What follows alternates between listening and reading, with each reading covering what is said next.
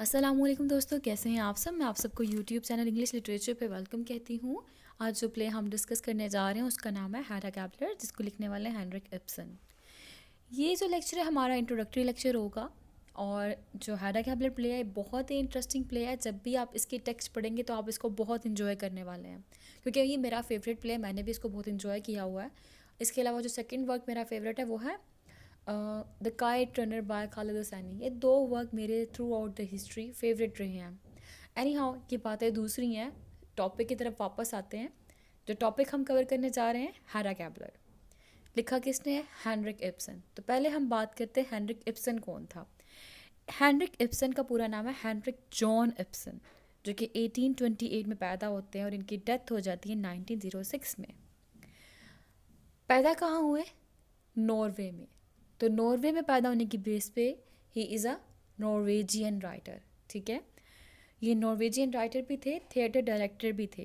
Any how, अगर हम इनके लाइफ टाइम की बात करें, इनके फादर जिनका नाम नॉट इब्सन था, KNUD, ठीक है, तो वो उनका एक अच्छा बिजनेस था।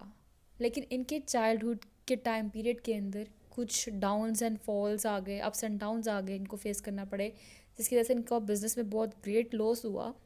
उसके बाद क्या हुआ, इनका जो चाइल्डहुड था, चाइल्डहुड का लाइफ टाइम था, बड़ा ही आइसोलेटेड गुजरा। मतलब एक अकेला अपना टाइम स्पेंड करना पसंद करते थे इब्सन।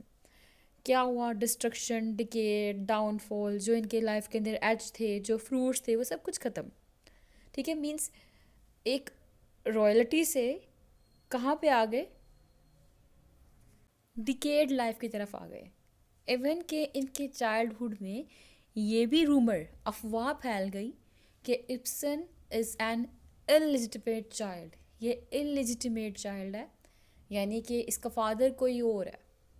ठीक है, ये रूमर्स फैली थी जिसकी रियलिटी कोई भी प्रूव नहीं कर सका था। लेकिन फिर भी इस रूमर के फैलने की बेस पे, इन अफवाहों की फैलने की बेस पे हम लोगों को थीम की, जो इब्सन के राइटिंग के अंदर एक थीम नज़र आता है, वो है इलिजिटिमेट ऑफ स्प्रिंग का। ठीक है, तो अक्सर इनकी राइटिंग के अंदर हम लोग इलिजिटिमेट ऑफ स्प्रिंग का थिंग भी देखते हैं। वो इसी बेस पे देखते हैं क्योंकि इनकी लाइफ के अंदर ये रूमर्स फैली थी। एनी हाउ, फिर टाइम चलता गया, बड़े हो गए, शादी भी हो गई। फिर एक पर्सन था बुर्जनसन, उनसे इसकी दोस्ती भी हो गई। उसके बाद इन्होंने लिखना शुरू कर दिया और इन्होंने एक वर्क पब्लिश करवाया जो कि पोइम्स थी, ड्रामेटिक पोइम। उसका नाम था ब्रांड। इसको पब्लिश करवाया और इसी की बेस पे 1866 में इब्सन ने एज अ सक्सेसफुल राइटर अपना एक नेम अर्न किया। ठीक है, जिससे इनको फाइनेंशियली तौर पे बहुत ज़्यादा सपोर्ट मिली थी। अच्छा, इसके बाद इन्होंने बहुत से वर्क्स लिखे, काम होता गया। अब 1889 की बात है कि जब ये 61 ईयर्स ओल्ड के थे तो एक प्लेस थी, उस प्लेस का नाम है टायरोल गोजेंसिस। प्रोनाउंसिएशन थोड़ी सी मिस्टेकन हो सकती है, मतलब थोड़ी सी गलती हो सकती है प्रोनाउंसिएशन के अंदर। तो इसकी प्रोनाउंसिएशन एक्यूरेट आप गूगल से सुन लीजिएगा, क्योंकि इसमें थोड़ी सी मिस्टेक हो सकती है, लेकिन फिर भी मैं बोल रही हूँ टायरोल गोजेंसिस। इस प्लेस पे ना इनकी मुलाकात होती है एक लड़की जिसका नाम है इमिली। अब इमिली 18 ईयर्स ओल्ड एक बच्ची है। हेनरिक इब्सन को उस लड़की से और उस लड़की को हेनरिक इब्सन से मोहब्बत हो जाती है। और उसके बाद कुछ टाइम गुजरता है तो हेनरिक इब्सन जो है वो बड़ा गिल्ट फील करता है अपने इस रिलेशनशिप के ऊपर, उसको छोड़ के चला जाता है। अच्छा, अब वो एमिली जो है वो दिखाया गया है हैडा गैबलर की तरह ब्यूटीफुल थी। हैडा गैबलर वाले ट्रेट रखती थी। हैडा की तरह ही वो इंटेलिजेंट थी, बोर्ड अपर क्लास गर्ल थी, स्पॉइल्ड करती थी और चाहती थी कि उसका हर एक के ऊपर पावर हो। तो करेक्टर ने जो एमिली का करेक्टर लिया ना, सॉरी राइटर ने जो एमिली का करेक्टर लिया हुआ है वो हैडा के करेक्टर से ही इंस्पायर, सॉरी हैडा का जो करेक्टर लिया हुआ है ना वो एमिल के कैरेक्टर से ही इंस्पायर होकर उसने लिखा है यहाँ पे। इवन के कुछ रिलेशंस भी उसने ऐसे शो किए होंगे जो हैडा और लोवबर्व के दरमियान में है, वही रिलेशनशिप इमिली और हेनरिक के दरमियान में भी थे सम एक्सटेंट। जैसे कि मैंने यहाँ पे जिस प्लेस का नेम लिखा है ना, तो राइटर ने जो फर्स्ट ड्राफ्ट लिखा था हैडा गैबलर का, उसमें जब हैडा और लोवबर्व इकट्ठे बैठे हुए थे, इलिट लोवबर्व, तो वो इकट्ठे बैठ के जब हैडा का हनीमून फोटोग्राफ्स देख रहे थे ना एल्बम, तो उसके अंदर उसने इस प्लेस का नेम भी मेंशन किया था। तो इस बेस पे हम कह सकते हैं कि इसने ऑटोबायोग्राफिकल एलिमेंट यूज़ किया है। एमिली का कैरेक्टर रिलेट किया गया है हैडा के कैरेक्टर के साथ। उसके बाद जो प्लेस है, इस प्लेस का नेम मेंशन किया गया था जब अलेट लोवबर्ग एल्बम देख रहा होता है हैडा के साथ बैठकर, इस प्ले के फर्स्ट ड्राफ्ट के अंदर, मीन्स जो इसने राइटर ने फर्स्ट ड्राफ्ट जो लिखा था उसके अंदर इसने इस प्लेस का नेम मेंशन किया था। ठीक हो गया। तो बेसिकली ये थोड़ी सी हिस्ट्री थी राइटर की। इसके बाद 1900 में इब्सन को फर्स्ट स्ट्रोक हुआ था, इसकी तबीयत काफ़ी ख़राब रही थी। फिर 1906 में इब्सन की डेथ हो गई थी। तो इब्सन कौन थे? नॉर्वेजियन प्ले राइट और theatre director and one of the founders of modernism in theatre. कि मॉडर्न थिएटर के अंदर ना मॉडर्निज्म के एक फाउंडर भी हैं। क्यों? क्योंकि उन्होंने एक नई टेक्निक इंट्रोड्यूस करवाई जिसका नाम था रियलिज्म। ठीक है, जो नई चीज़ आई वो मॉडर्निज्म काउंट होती गई। साइकोलॉजिकल एलिमेंट का आना मॉडर्निज्म है, फेमिनिज्म का आना मॉडर्निज्म है। तो ये रियलिज्म को लेकर आए, इन्होंने फेमिनिज्म के अबाउट बात की। एनी हाउ, तो ये एक फाउंडर है, ठीक है, वन ऑफ द फाउंडर्स। अच्छा, अब इब्सन को फादर ऑफ रियलिज्म भी कहा जाता है। क्यों? क्योंकि इन्होंने ये टेक्निक इंट्रोड्यूस करवाई थी अपनी राइटिंग के अंदर। और मोस्टली प्लेस के अंदर हम लोग ये रियलिज्म की टेक्निक देखेंगे, जैसा कि हैडा गैबलर, ये एक रियलिस्टिक प्ले है। टाइटल इसका फेमिनिस्टिक है। टाइटल के बारे में हम आगे बात करते हैं। जब हम हिस्टोरिकल बैकग्राउंड पे बात करेंगे ना, तो हम लोगों को क्लियर हो जाएगा कि वाकई ये एक रियलिस्टिक प्ले है। अच्छा, अब इब्सन के जो वेल नोन वर्क है ना, मोस्ट इम्पॉर्टेंट वर्क, वो है a doll's house, Hedda Gabler, Peer Gynt, the wild duck, Brand, Rosmersholm. ये इसके इम्पॉर्टेंट वर्क्स हैं। ये तो हमारा हो गया राइटर के अबाउट। थोड़ा सा अब इसके स्टाइल को डिस्कस करते हैं। इसका स्टाइल जो है वो मॉडर्न है, ये एक मॉडर्न रियलिस्ट है। जैसे कि जितने भी इसके वर्क्स हैं, मैंने आपको बताया कि सम हाउ सम वेयर वो रिलेट करते हैं इब्सन की अपनी लाइफ से। जैसा कि मैंने अभी हैडा गैबलर को रिलेट करके बताया कि इमिली थी जिससे वो मिला था टायरोल नेम की प्लेस पे। वो हैडा की तरह ही ब्यूटीफुल थी, इंटेलिजेंट थी, स्पॉइल्ड थी, बोर्ड अपर क्लास गर्ल थी who wanted to have power and was thrilled at the possibility of snaring someone else husband. और वही एलिमेंट हम लोगों को हैडा गैबलर में भी नज़र आता है। ठीक है, इब्सन जैसा कि मैंने बताया फाउंडर ऑफ रियलिज्म कंसिडर किया जाता है। अब रियलिज्म का मेन आइडिया क्या होता है? इसका ये होता है कि जो आर्ट है वो एक्चुअल ह्यूमन लाइफ को गिवन प्लेस और टाइम में एज इट इज़ ही रिप्रेजेंट करे। ठीक है, art should be a faithful presentation of actual human life within a given place and time, with the implication that exposure to such a portrayal can enhance the awareness and consciousness of the audience। means कि ऐसी picture present की जाए, ऐसे events दिखाए जाएं जो कि real time period के हों, रियल प्लेस में हों और रियल लाइफ को डिपिक्ट करें, रियलिटी को बताएं, उसको कहते हैं रियलिज्म। अब जो थीम्स रहे राइटर के मोस्टली वो फेमिनिज्म, जिस तरह इन्होंने वुमेन सफ्रेज की बात की, रिलीजियस इंटॉलरेंस की बात की, इसके बाद क्लास स्ट्रगल की बात की, स्टीरियोटाइप्स दिखाए, साइको एनालिसिस को दिखाया, सो ऑन। ये राइटर के इंपॉर्टेंट थीम्स रहे जो कि मतलब मेजर वर्क्स के अंदर आते हैं। अब हम लोग बात करते हैं हैडा गैबलर के की फैक्ट्स की। सॉरी, हैडा गैबलर के की फैक्ट्स पहले हम लोग पाते हैं हिस्टोरिकल बैकग्राउंड की।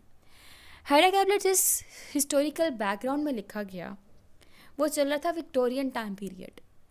विक्टोरियन टाइम पीरियड की सूरत हाल क्या थी? वहाँ पे जो औरतें थी उनको उनके राइट्स प्रोवाइड नहीं किए जाते थे। विक्टोरियन टाइम पीरियड पे स्ट्रिक्ट विक्टोरियन सोशल कोड्स थे और ऐसे लॉज थे जो कि सीवियरली रिस्ट्रिक्टेड करते थे the rights of all women. जितनी भी वुमेन थी उन सब के राइट्स को सीवियरली रिस्ट्रिक्ट करते थे। तो जब वुमेन को सप्रेस किया जा रहा था, एक्सप्लॉइट किया जा रहा था, सब्जुगेट किया जा रहा था, तो उस ड्यूरेशन में एक मूवमेंट स्टार्ट हुई थी, फेमिनिज्म की मूवमेंट, जिसमें वुमेन ने अपने राइट्स की डिमांड की थी।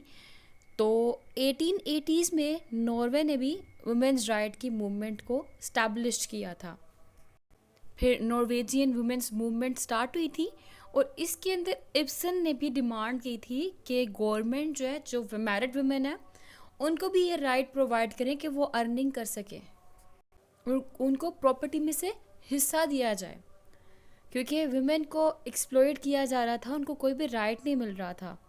तो इसी बेस पे जो हेनरिक इब्सन है वो फर्स्ट नॉर्वेजियन फेमिनिस्ट राइटर भी काउंट होते हैं, क्योंकि इन्होंने औरतों के राइट के लिए आवाज़ उठाई थी, और उसी राइट के लिए आवाज़ उठाते हुए इन्होंने प्ले लिखा हैडा गैबलर, जबकि इस प्ले का टाइटल जो है वो फेमिनिस्टिक है। क्यों? हैडा एक लड़की का नाम है। जैसे कि शेक्सपियर के टाइटल्स देख लें आप लोग, कैसे हैं? हैमलेट एक लड़के का नाम है, बिल्कुल हैमलेट की तरह कैरेक्टर दिखाया गया यहाँ पे हैडा का, और टाइटल भी हैडा गैबलर रखा गया। ठीक है, तो बेसिकली ये इसका बैकग्राउंड था कि विक्टोरियन टाइम पीरियड में अच्छा खासा एक्सप्लॉइट किया गया था वुमेन को। उनको अलाउ नहीं था कि वो वोट दे सके, उनको अलाउ नहीं था कि वो कोई जॉब कर सके, उनको अलाउ नहीं था कि वो घर से बाहर निकल सके। उनको चार दीवारी में means bound to their houses, अपने घर तक ही उनको बाउंड कर रखा हुआ था। तो इस ड्यूरेशन में फिर इब्सन भी उठा था, और इब्सन ने कहा था कि जितनी भी औरतें हैं उनको उनके राइट्स दिए जाएं, उनको अर्निंग का राइट प्रोवाइड किया जाए, उनको प्रॉपर्टी का राइट प्रोवाइड किया जाए। और जितनी भी वुमेन थी उस टाइम पे, उन्होंने एक फेमिनिस्टिक मूवमेंट स्टार्ट की थी जिसको फर्स्ट वेव ऑफ फेमिनिज्म कहा जाता है, जिसमें उनको वोट का राइट दिया गया था। फिर सेकेंड वेव आई, फिर थर्ड वेव आई। सेकेंड वेव के अंदर उन्होंने वुमेन स्टडीज़ की डिमांड की थी। फिर थर्ड वेव में आके उन्होंने कहा कि जितने वुमेन हैं उनको man equal to man declare किया जाए। तो सारा फेमिनिस्टिक बैकग्राउंड में लिखा गया है सारा सारा प्ले। तो फेमिनिज्म थ्योरी कैसी है, ये एक अलग डिबेट है, लेकिन इब्सन ने इसको कैसे डिपिक्ट किया ये एक अलग डिबेट है। और उसी ड्यूरेशन में फिर रियलिज्म का एलिमेंट इंट्रोड्यूस करवाने वाले हेनरिक इब्सन, जिसने सोसाइटी को देखते हुए जो औरतों की सूरत हाल थी उस टाइम पीरियड में, उन सबको डिपिक्ट किया अपने पेन के थ्रू, अपनी राइटिंग के अंदर, और अपना प्ले हैडा गैबलर लिखा। और इनके मोस्टली प्लेस के जो मेन करेक्टर हैं, प्रोटैगोनिस्ट है, वो फीमेल ही हैं। तो ये था historical background, historical context of the हैडा Gabler. अब की फैक्ट्स की बात करते हैं। फुल टाइटल है प्ले का हैडा गैबलर। ठीक है, लिखा कब गया? 1889 से 1890 के ड्यूरेशन में। किस जगह लिखा गया? Mostly in Munich, Germany. Published कब हुआ? December of 1890। लिटरेरी पीरियड चल रहा था थ्योरेटिकल रियलिज्म एंड मॉडर्निज्म। यानरा कौन सा इसका ड्रामा है। सेटिंग दिखाई गई है द टेस्मन्स विला। टेस्मैन कौन है? हैडा गैबलर का हस्बैंड होगा। Located in a Norwegian city modelled on Christiania. तो क्रिश्चियाना में ये मॉडल किया गया। इस स्टोरी का क्लाइमेक्स क्या होगा? जब हैडा गैबलर लोबो का मैन्यूस्क्रिप्ट जला देगी, जो कि इसने थिया के साथ मिलकर लिखा होगा। लोबो भी कैरेक्टर है, जैसे कि ये लोबो का कैरेक्टर हेनरिक इब्सन को यहाँ पे रेफ़र करेगा, और हैडा का कैरेक्टर यहाँ पे इमिली को रेफ़र करेगा। कुछ कुछ ऑटोबायोग्राफिकल एलिमेंट यहाँ पे प्रेजेंट होंगे इनके रिलेशनशिप के अंदर। एंटागोनिस्ट कौन है? हैडा गैबलर हरसेल्फ एंटागोनिस्ट भी है, और अपने ही रोल में ये एंटी हीरो भी प्रेजेंट होगी। और इवेंट के प्रोटैगोनिस्ट भी यही है। हाउ स्ट्रेंज ना, क्योंकि सारी स्टोरी इसके रिवॉल्व चल रही है, और स्टोरी के अंदर लोगों की लाइफ को डिस्ट्रॉय करने वाली भी ये खुद है, और खुद की लाइफ को भी डिस्ट्रॉय करने वाली ये खुद है। लेकिन खुद से ज़्यादा किसने इसकी लाइफ को डिस्ट्रॉय किया, वो हम स्टोरी जब पढ़ेंगे तब हमारे सामने ये क्वेश्चन अराइज होगा, और इसका सल्यूशन भी आएगा। क्योंकि हैडा गैबलर उसकी अपब्रिंगिंग करने वाले उसके फादर थे। उसके बाद उसकी शादी हो जाएगी। शादी के बाद टेस्मैन, जिसने अपनी वाइफ का ख्याल रखना है, वो होगा। उसके बाद उसका फ्रेंड एलिट लोवबर्ग, जिसके साथ इसके बचपन में बहुत ज़्यादा एसोसिएशन या क्लोज फ्रेंडशिप रही थी, वो होगा। फिर एक और क्रिकेटर जज ब्रैक, जो कि एक जज है, उसके क्या वर्ड्स, क्या रोल रहे हैडा की लाइफ में, वो होगा। और at the end हैडा suicide commit कर लेगी। ठीक है, तो कई लोगों की लाइफ को भी एक्सप्लॉइट करेगी और खुद की लाइफ को भी ये डिस्ट्रॉय कर लेगी।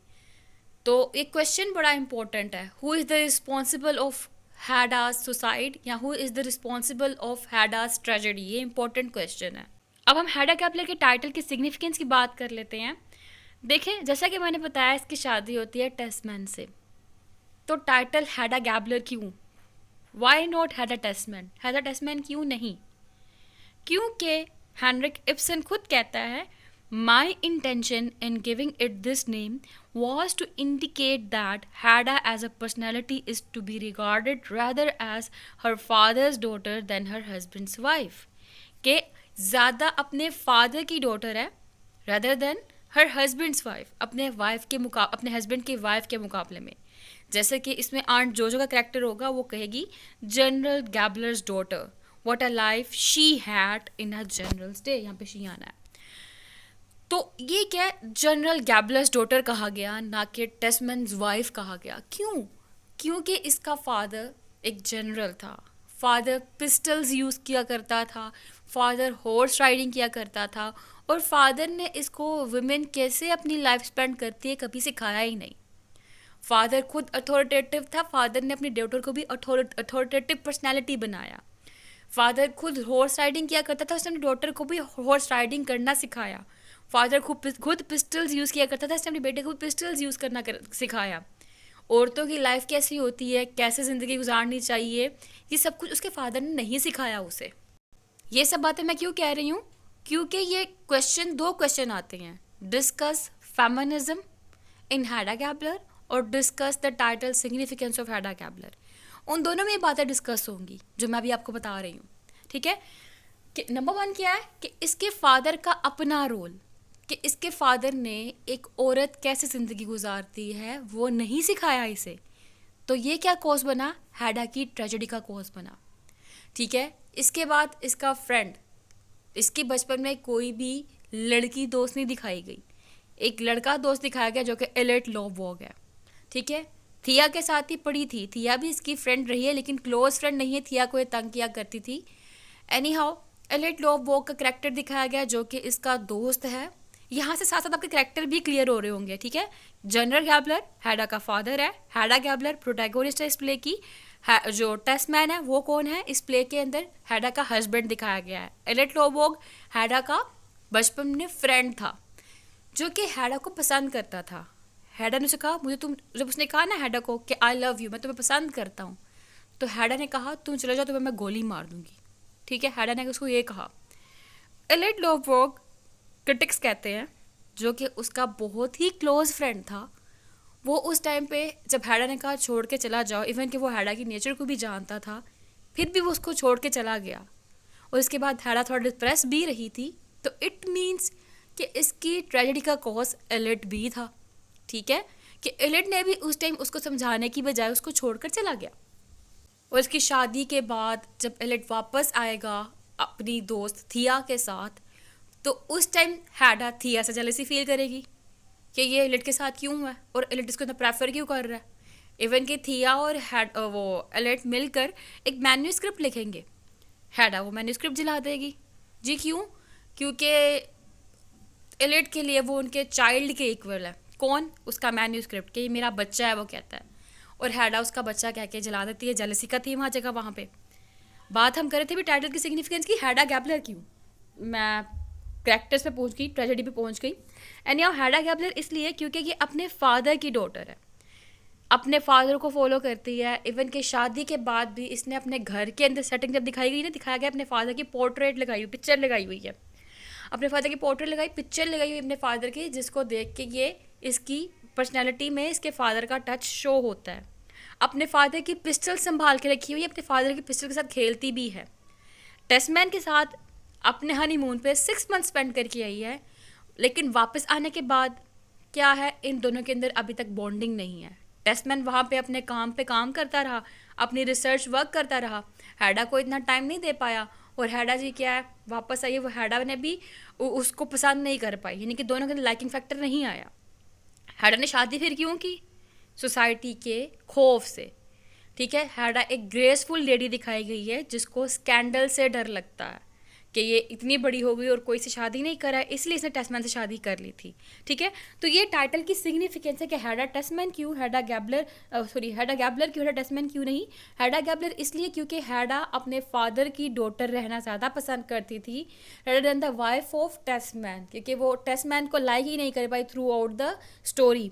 कि हम देखेंगे चलो एंड पे वो बॉन्डिंग करने की कोशिश करेगी टेस्टमैन के साथ, लेकिन टेस्टमैन भी अपनी वाइफ को अंडरस्टैंड नहीं कर पाता किसी भी इवेंट पे। कि एंड पे कहती है कि टेस्टमैन आओ मैं तुम्हारी हेल्प कर दूँ मैन्यूस्क्रिप्ट के अंदर। टेस्टमैन कहेगा तुम हमें तंग मत करो, तुम सिर्फ इतनी हेल्प कर सकते हो कि तुम हमें खामोश हो जाओ, या तुम जज ब्रैक के साथ रह लो, टाइम स्पेंड कर लो उसके साथ, सो ऑन। तो एट द एंड जज ब्रैक भी उसको एक्सप्लॉइट करेगा, कहेगा कि तुम मेरे साथ टाइम स्पेंड करो, तुम मेरे साथ वक्त गुजारो, जज ब्रैक ये चाहेगा उससे, वरना मैं लोगों को बता दूंगा कि तुमने ये सब कुछ किया, तुम कॉज बनी हो एलिट की डेथ का भी, एलिट भी मर जाएगा इसके अंदर। मैंने सारी स्टोरी का आपका वो सस्पेंस खराब कर दिया। एनी हाउ, क्वेश्चन तो प्रिपेयर हो गया ना साथ में हमारा। बहरहाल तो वहाँ पे कौन एक्सप्लॉइट कर रहा है, वहाँ पे उसका हस्बैंड भी उसको एक्सप्लॉइट कर रहा है। कि जब उसने एंड पे रियलाइज़ किया कि मुझे चाहिए कि मैं टेस्टमैन के साथ टाइम स्पेंड कर लूँ, तो उसके हस्बैंड ने इतनी उसको प्रायोरिटी नहीं दी। और उसके बाद उसने कहा जज ब्रेक के साथ टाइम स्पेंड करो, तुम हमें हमें ना तंग करो, मुझे और थिया को तंग ना करो, हम काम कर रहे हैं इसके ऊपर, मैन्यूस्क्रिप्ट के ऊपर। तो हैडा जाके खुद को शूट कर लेती है। ठीक हो गया। तो ये क्या हुआ, उसका हस्बैंड भी उसको एक्सप्लॉइट करने वाला है। मीन्स उसके हस्बैंड की और हैडा की बॉन्डिंग नहीं हो पाई। उसका हस्बैंड 6 मंथ हनीमून पे रह गया उसके साथ, रिसर्च वर्क में बिजी रहा, हैडा को ज़रा भी टाइम नहीं दिया उसने, बॉन्डिंग नहीं हो पाई। हैडा और टेस्टमैन घर आते हैं, घर आने के बाद टेस्टमैन फुलिश एक्ट करता है। हैडा देखो ये मेरे स्लीपर्स, अपनी जूतियाँ दिखा रहा है उसको। और हैडा जो कि अपर क्लास से बिलोंग करती है, उसको ये सब कुछ पसंद नहीं आता जो टेस्टमैन करता है। बॉन्डिंग नहीं हो पाई। क्यों नहीं आता पसंद? क्योंकि वो अपने आप को अपने फादर की डॉटर कंसीडर करती है, अपने फादर के साथ रहना पसंद करती थी, जनरल गैब्रियल्स डॉटर, ठीक है, जो कि हॉर्स राइडिंग करना पसंद करती है, सारी लाइफ जो है अपनी मैस्कुलिन वे में यानी कि मेल की तरह गुजारना पसंद करती है। That is why Hedda Gabler not Hedda Tesman. एक क्वेश्चन हो गया हमारा टाइटल सिग्निफिकेंस वाला। साथ ही मैंने यहाँ पे दूसरा सवाल भी डिस्कस कर दिया कि who is the responsible of Hedda's tragedy. Responsible कौन है?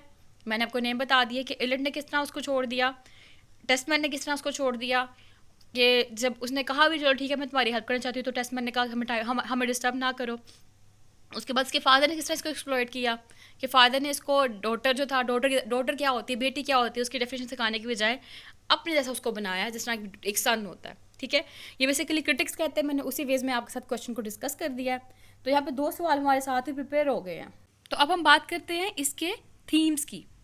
Individual versus society important theme है, marriage of convenience important theme है, fear of public opinion important theme है। तीनों थीम्स इंटरलिंक्ड है। किस तरह से इंटरलिंक्ड है? पहले बात करते हैं इंडिविजुअल वर्सेस सोसाइटी की। हम देखते हैं फीमेल कैरेक्टर्स को, आंट जोजो है, आंट रीना है और हैडा गैबलर खुद है, थिया है। जितने भी इसमें फीमेल कैरेक्टर्स है ना, मोस्टली उनको स्ट्रगल करना पड़ रही है सोसाइटी में सर्वाइवल करने के लिए।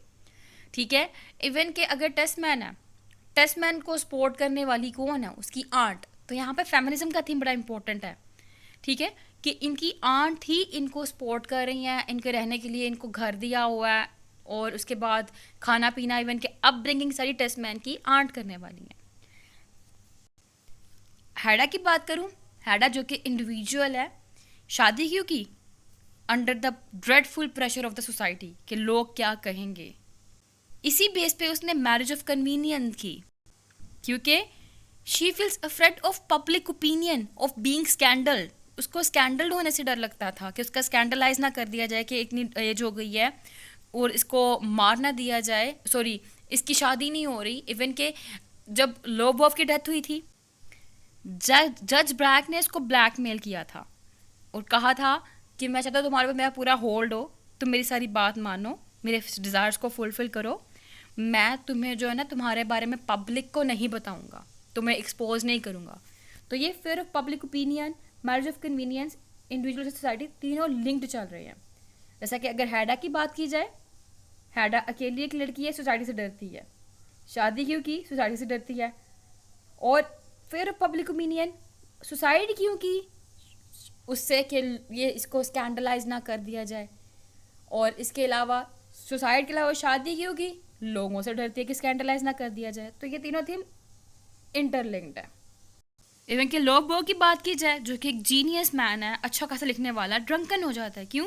सोसाइटी से बहुत ज़्यादा इफेक्ट होता है वो भी। फिर इसकी लाइफ में थिया आती है, थिया आके इसकी लाइफ के अंदर एक इम्पोर्टेंट रोल अदा करती है और इसको दोबारा से अपनी राइटिंग की तरफ वापस लेके आती है, दोबारा से इसको मैन्यूस्क्रिप्ट लिखने का कहती है। और थिया और ये मिलकर दोबारा से एक मैन्यूस्क्रिप्ट लिखते हैं। थिया आके इसकी ड्रिंकिंग हैबिट है वो भी छुड़वा देती है। थिया, जिसका नाम मिसेस एल्वेस्टेड है, वो शादी करती है एक ऑर्डरली पर्सन से अपनी विशेष के अगेंस्ट। क्यों करती है? Social pressure. तो देख रहे हैं, social pressure, fear of public आ गया। मैरिज ऑफ कन्वीनियंस आ गया, इंडिविजुअल वर्सेस सोसाइटी आ गया। इसके बाद बात की जाए पर्पसलेसनेस ऑफ लाइफ, इसकी बात की जाए तो हैडा कहती है I have bored to death. अक्सर ये पूछ लेती है what on earth am I to do, कि मीन्स यहाँ पे बोर्डम दिखाया गया है, पर्पसलेसनेस दिखाया गया है।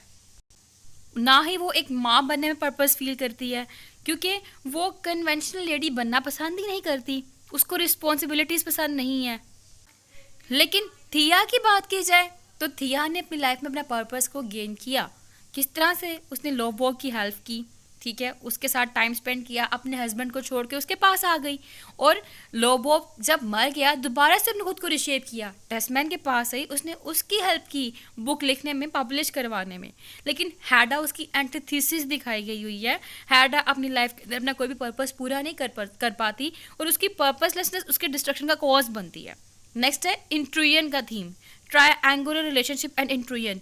यहाँ पे ट्रायंगुलर रिलेशनशिप दिखाया गया है, थिया, लोबोग, इलिड का, सॉरी, थिया, हैडा और इलिड का, ठीक है। दूसरी तरफ टेस्टमैन और थिया और हैडा का।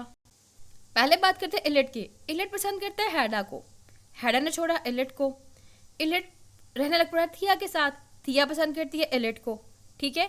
तो इनका ट्रायंगल दिखाया गया हुआ है। इसी तरह अगर हम लोग टेस्टमैन, हैडा और थिया की बात करें, टेस्टमैन शादी की हैडा से सिर्फ और सिर्फ इसलिए क्योंकि वो अमीर थी। अब हैडा इसको पसंद नहीं करती, हैडा पसंद करती है इलिड को।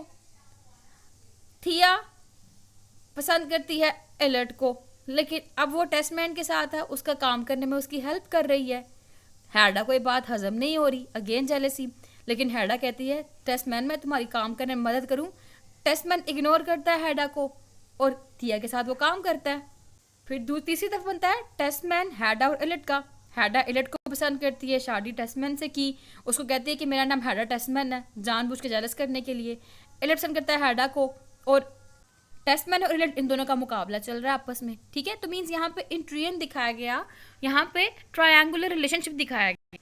हैडा जो है यहाँ पे इंट्रूडर का रोल प्ले कर रही है लोबोग और थिया की लाइफ के अंदर। जज ब्रैक इंट्रूड्स कर रहा है टेस्टमैन की लाइफ को। इसी तरह हम लोगों ने सेंसुअलिटी सेक्सुअलिटी को थीम को डिस्कस कर लिया कि जब जज ब्रैक चाहता है कि पूरा रूल ओवर हो हैडा के ऊपर जज ब्रैक का, तो वो थीम भी यहाँ पे आ जाता है। अच्छा, जेलसी रिप्रेशन हमने साथ साथ डिस्कस किया कि वो मैन्यूस्क्रिप्ट का जला देना, थिया का इलिड के साथ होना, ये सब कुछ, और टेस्टमैन का एंड पे हैडा को रिजेक्ट करना और थिया के साथ बैठ के मैन्यूस्क्रिप्ट बनाना। डेथ वर्सेस डिस्ट्रक्शन की बात की जाए, इलिड की डेथ हो जाती है, हैडा खुद को मार लेती है, खुद को डिस्ट्रक्ट कर लेती है, हर कैरेक्टर खुद को डिस्ट्रॉय कर रहा है। जब इलिड को छोड़ दिया हैडा ने, इलिड ने खुद को डिस्ट्रॉय कर लिया। हैडा ने पब्लिक जो अफेयर है, सॉरी पब्लिक फियर है, उसकी बेस पे खुद को डिस्ट्रॉय करके टेस्टमैन से शादी कर ली, जो कि एक फूल है, और वो इलिड के बिल्कुल इक्वालिटी पे आता ही नहीं है। तो ये सब इम्पोर्टेंट थीम्स थे। आज यहाँ पे लेक्चर हम ख़त्म करते हैं। नेक्स्ट लेक्चर में हम लोग सिंबल्स की बात करेंगे, इंपॉर्टेंट क्वेश्चन की बात करेंगे, करैक्टर लिस्ट की बात करेंगे, और इससे नेक्स्ट में हम लोग समरी को डिस्कस करने वाले हैं। फिर मिलते हैं अगले लेक्चर में, दुआओं में खास याद रखिएगा। Thank you so much for watching this video. अल्लाह हाफिज़, फ़ी अमान अल्लाह।